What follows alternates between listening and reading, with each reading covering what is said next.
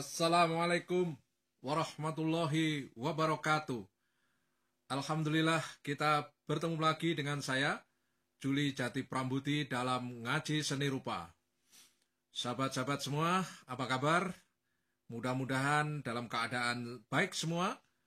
Dan saya mengucapkan, mumpung masih bersuasana lebaran, minal aizin wal faizin, mohon maaf lahir dan batin. Mudah-mudahan kita semua menjadi pribadi-pribadi makin keren, makin oke, dan selalu optimis menatap masa depan.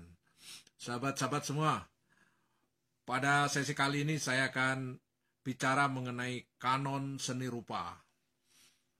Ya, saya sering mendapatkan pertanyaan dari sejumlah teman mengenai apa masih perlu dunia hari ini itu ada kanon. Apa sih sesungguhnya kanon dan untuk apa sejarah itu perlu ada kanon? Kaitannya tentu dengan sejarah seni rupa. Sahabat-sahabat semua, kita harus memahami dulu konstruksi berpikirnya atau latar belakang munculnya pertanyaan semacam ini ya. Kita tahu bahwa dunia pemikiran barat itu memasuki abad 21 itu memang banyak hal-hal yang mengemuka secara lantang, kritis dan bernada menggugat. Ambil contoh misalkan tulisan dari Hans Belting, dia mengatakan berakhirnya sejarah, the end of history.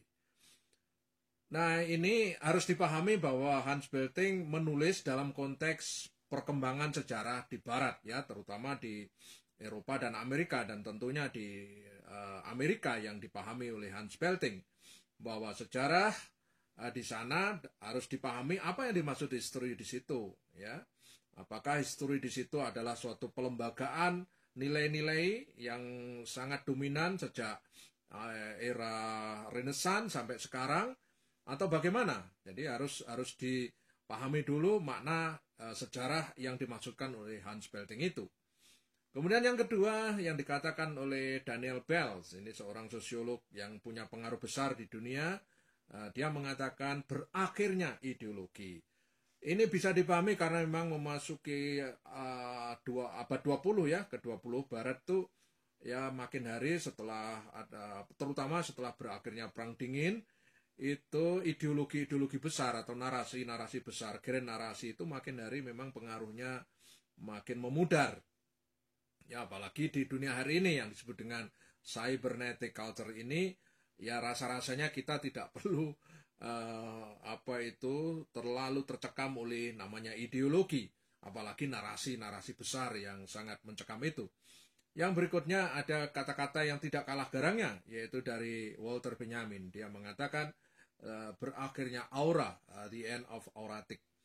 Saya kira ini juga dilatar belakang oleh keadaan barat di mana seni yang auratik yang muncul abad pertengahan. Setelah abad pertengahan itu ada neoklasik dan seterusnya, sampai munculnya Renaissance ya, abad pencerahan dan seterusnya, sampai revolusi industri.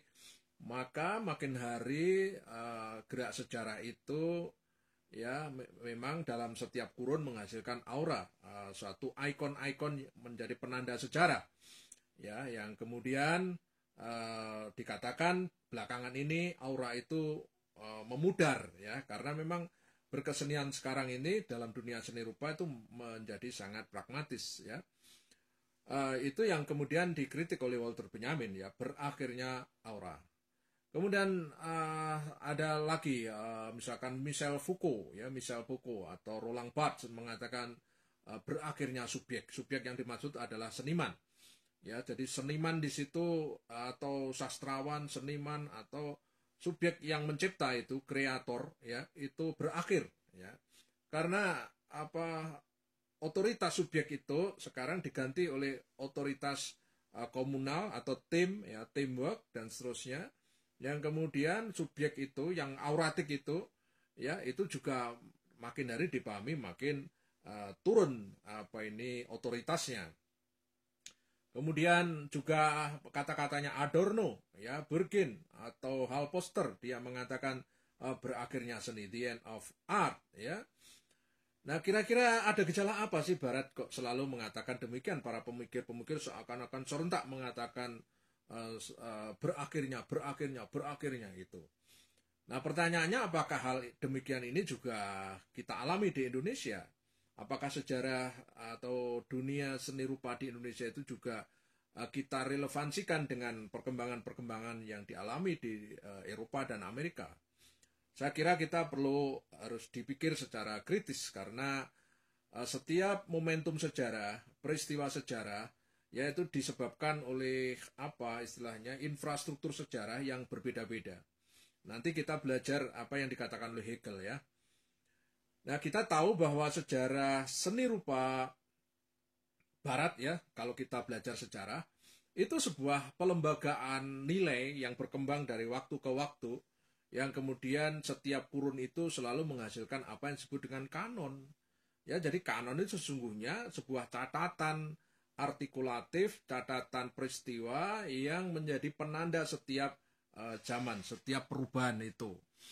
Ya, mulai dari misalkan abad pertengahan yang kemudian setelah itu lahir ada namanya neoklasikisme ya. Kemudian lalu romantis, ya, kemudian realis, ya realisme, kemudian terus dihantam oleh gerakan yang lebih radikal lagi di sekitar abad 18 ya, atau ya awal-awal abad 19 ya, awal abad 19 itu impresionisme, post-impres, ekspresionisme, fauvisme, ya kubisme, ya abstrak art, konstruktivisme, surrealisme, ya sebelum surrealisme itu ada dadaisme, ya kemudian ada optical art, ada pop art dan seterusnya sampai hari ini. Itu sebenarnya sebuah titik-titik perjalanan, tanda-tanda yang tidak lain dan tidak bukan itu adalah kanon. Jadi kanon itu sebuah historiografi yang tentu mereduksi ya menseleksi hal-hal yang dianggap tidak memiliki relevansi di dalam perjalanan di setiap era itu. Nah, kemudian kita tahu dalam sejarah itu menurut Hegel digerakkan oleh tiga hal. Yang pertama adalah adanya ide, adanya alam, dan adanya roh. Ide menurut Hegel adalah konsep-konsep, ya teori-teori atau pikiran-pikiran, pandangan-pandangan kritis, ya yang dipakai sebagai basis pertumbuhan sejarah. Dan yang memiliki otoritas ide tentu saja adalah orang-orang khusus yang disebut dengan tokoh-tokoh. Ya, jadi idealisme Hegel karena memang Hegel itu dipengaruhi oleh filsuf sebelumnya namanya Immanuel Kant dalam filsafat idealisme di Jerman ya. Itu mengandaikan bahwa sejarah itu digerakkan oleh satu ide ya yang menjadi otoritas orang-orang khusus itu. Yang berikutnya sejarah bergerak di dalam satu apa yang disebut dengan alam. Alam dalam sejarah itu yang dimaksud adalah ruang representasi sejarah, di mana alam itu membentuk tiga kemungkinan, tiga ruang. Ya menurut saya, kalau saya tafsir, yang pertama adalah ruang pemikiran, yang kedua adalah ruang produksi, artinya berupa artefak, yang ketiga adalah ruang sosial, bahwa sejarah terjadi di dalam dinamika sosial. Ya karena kalau tidak ada masyarakat maka sejarah tentu tidak bisa ada sejarah, karena sejarah itu adalah kesadaran eksistensialisme dalam setiap ruang dan waktu. Dan yang berikutnya adanya roh. Roh ini oleh Hegel dibagi tiga. Ada namanya roh subjektif, dan roh subjektif itu adalah otoritas individu, subjektif individu ya yang memiliki kehendak mencipta, kehendak berpikir, yang kemudian juga mempengaruhi dalam setiap ruang dan waktu itu. Yang berikutnya kehendak subjektif ini kemudian menjadi kehendak objektif atau roh objektif. Ini yang disebut dengan nalar sosial atau nalar kultural. Dari kehendak-kehendak subjektif tadi lalu kemudian mengkristal menjadi nalar objektif atau roh objektif. Dan dari roh-roh objektif itu yang kemudian naik lagi menjadi roh absolut atau roh mutlak yang bisa dipahami sebagai kanon atau identitas satu capaian dari suatu sejarah. Nah, terkait dengan itu maka sebenarnya sejarah itu bisa dipahami melalui jalur pikirannya si filsafat sejarahnya Hegel ini. Dan setiap gerak sejarah, Hegel itu membayangkan terjadinya adalah pertarungan antara tesis dan antitesis yang melahirkan sintesis. Hegel membayangkan seperti itu, ya. Dan yang berikutnya kita tahu bahwa di dalam penulisan sejarah, historiografi itu dalam setiap pendekatan itu selalu melahirkan kanon. Ya, apapun bentuk pendekatan itu, misalkan pendekatan tokoh. Pendekatan tokoh tentu melahirkan kanon. Misalkan kita lihat di dalam sejarah seni rupa Indonesia, ada Raden Saleh, ada Sujoyono, ada Indra Gunawan, ada Avandi.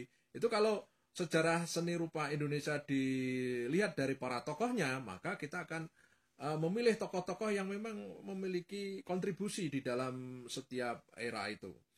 Terus yang berikutnya adalah pendekatan sosial. Pendekatan sosial menulis sejarah berdasarkan perkembangan-perkembangan supra dan infrastruktur yang berada di dalam dunia sosial. Ya, adanya lembaga-lembaga sosial, adanya kurator, adanya kritikus, adanya media, adanya akademi, ya, adanya art kritik, ya, dan seterusnya itu, ya, termasuk galeri, museum dan seterusnya adalah satu infrastruktur, ya, dan ideologi di baliknya itu adalah suprastruktur yang bekerja di dalam lembaga-lembaga itu, maka itu yang kita tulis di dalam pendekatan sosial. Terus yang berikutnya adalah pendekatan gerakan atau komunitas. Sejarah bisa ditulis dari gerakan-gerakan kecil maupun gerakan-gerakan besar yang melahirkan satu dinamika-dinamika di dalam sejarah. Kita melihat misalkan Moi Indi, satu kelompok yang memang melukis kecantikan alam Indonesia. Yang kemudian kita melihat Persagi, kita melihat seniman Indonesia Muda, ya, kemudian Sanggar Bumi Tarung, Lekra dan seterusnya. Itu adalah satu komunitas yang bergerak merespon zaman yang berkembang saat itu.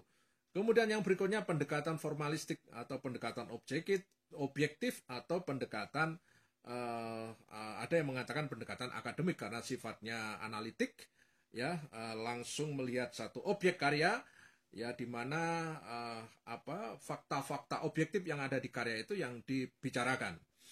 Itu kalau kita melihat sejarah secara formalistik. Yang berikutnya adalah pendekatan art market approach, ya, yang sekarang berkembang, ya, memasuki pertengahan abad ke-20, ya, di Indonesia itu sangat dominan sekali art market, ya, seolah-olah dunia seni rupa Indonesia itu memang didominasi, dikonstruksikan oleh market. Terus yang ketiga yang berikutnya, ya, bukan ketiga, ya, yang entah keberapa ini, keenam, ya, pendekatan media. Nah, ini yang kemudian dimanfaatkan oleh sekarang untuk repositioning melalui kekuatan media untuk meraih popularitas, ya, kecepatan dan kemasan yang dipakai untuk mendapatkan sesuatu yang dianggap bermakna bagi dirinya sendiri, belum tentu bermakna bagi orang lain. Dan ini paradoksnya di era hari ini, ya, misalkan kita selfie, kita memamerkan karya kita di medsos, ya, apakah pengakuan itu didapatkan, kita tidak peduli, ya, karena memang yang merespon di medsos pun kita juga tidak tahu otoritasnya, kita tidak tahu siapa yang merespon, yang mengasih like dan seterusnya. Maka jangan terburu-buru nafsu kita merasa menjadi hebat di era hari ini, karena memang seolah-olah sekarang ini orang menjadi komentator, menjadi kritikus, menjadi orang yang penting, orang yang terpelajar, karena memang dunia sosial, dunia medsos itu memiliki paradigmanya seperti itu. Nah, kemudian sahabat-sahabat, kita nanti akan kembangkan di dalam video berikutnya. Saya akan berbagi mengenai posisi kanon dalam setiap kesadaran sejarah yang membentuk akhirnya historiografi seni rupa modern di Indonesia sampai kontemporer. Itu akan ada 5 kesadaran utama dalam sejarah seni rupa modern Indonesia sampai kemudian masuk ke era sekarang ini yang disebut dengan contemporary art. Ya, saya sebut dulu aja, nanti saya jelaskan pada sesi berikutnya, yaitu kesadaran mitos, lalu kesadaran kebangsaan atau keindonesiaan, yang ketiga adalah kesadaran ideologi atau kesadaran politik, yang ketiga adalah kesadaran akademik ya atau kesadaran keilmuan, dan yang kelima adalah kesadaran global ya. Dalam hal ini adalah komodifikasi seni yang dipakai sebagai sebuah pendekatan baru dalam konteks hari ini. Kita berjumpa lagi dalam video berikutnya. Mudah-mudahan ada manfaatnya. Terima kasih. Wassalamualaikum warahmatullahi wabarakatuh.